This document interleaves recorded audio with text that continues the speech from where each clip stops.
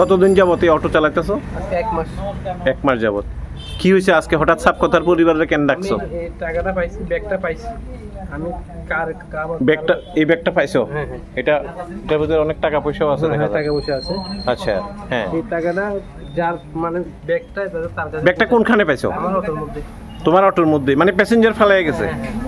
তো কোন সময় পাইছো, কোন সময়?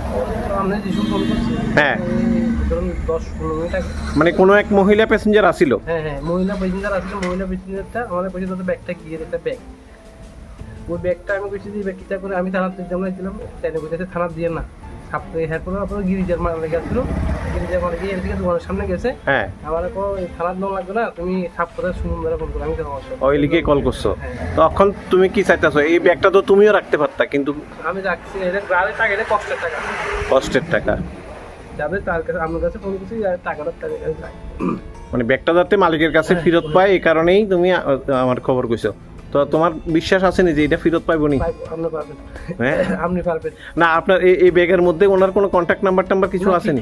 কিচ্ছু নাই। দেখছি আমি, দেখলে তো আমি ফোন করে লগো দিচ্ছি। আমি অনেক পাই, হ্যাঁ, ফোন করে কিছুদিন আগে পাইছি, ফোন করে দিয়ে দিচ্ছি। ওই ফোন নাম্বার এটার মধ্যে নাই? না, না, না। এখন চাইতেছেন সাপ কথার মাধ্যমে যেভাবে হোক মানুষের কাছে গিয়ে পৌঁছানো। আর কি করবেন? এই যে একটা জিনিস পাইলেন যে টাকা পয়সা সহ, অথচ আপনি ব্যাগ দিতেছেন, সমাজের লোকদের জন্য কি করবেন? যাদের সব মানুষ তো সব এক সমান না। আচ্ছা, যার মেন্টালিটি, আমার মেন্টালিটি একদম মানসিকতার উপর ডিপেন্ড করে। ঠিক, হ্যাঁ। এই যে যার টাকা, এটা কষ্টের টাকা, কষ্টের টাকা। টাকা কত রুজি করতে কত কষ্ট, এই একমাত্র আমরাই জানি। এর লেগে আমি সেটাছি যে যা। আচ্ছা, আপনি ফিরিয়ে দিতে চেষ্টা করতেছেন। ঠিক আছে, আমরাও চেষ্টা করুন যাতে করে এটা ফিরিয়ে দিতে পারি। ঠিক আছে, ধন্যবাদ আপনাকে, অসংখ্য ধন্যবাদ আপনার মানসিকতার জন্য। ঠিক আছে।